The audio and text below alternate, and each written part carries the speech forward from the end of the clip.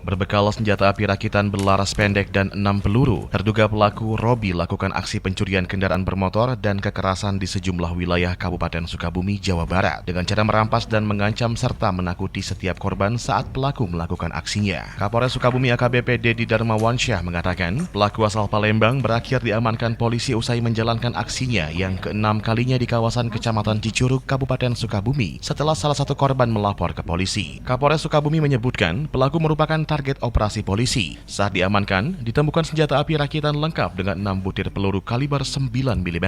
Polisi kemudian melakukan penyelidikan lebih lanjut di 6 TKP, diantaranya berada di wilayah hukum Polres Sukabumi Kota. Pelaku juga mengaku di hadapan petugas dari 6 TKP, 5 diantaranya curanmor dan 1 modus pecah kaca mobil, mengambil sebuah laptop di kawasan Kecamatan Cicurug. Polisi juga masih mendalami soal kepemilikan senjata api rakitan jenis revolver dan asal-usul peluru, dan juga menyelidiki aksi begal kendaraan di kawasan Kecamatan Cikidang yang pernah viral menggunakan senjata api mirip yang digunakan pelaku.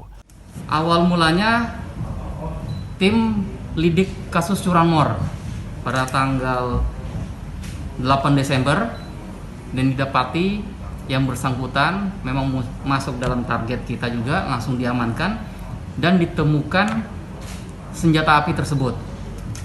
Untuk masalah senjata api dapat dari mana masih kami kembangkan, pelurunya dapat dari mana masih kami kembangkan. Belum pernah. Ini disimpan di mana? Di depan, di belakang? Situ. Buat nakut-nakut ini. Kalau pas melakukan kegiatan, pernah diacukan ke orang nggak? Belum pernah.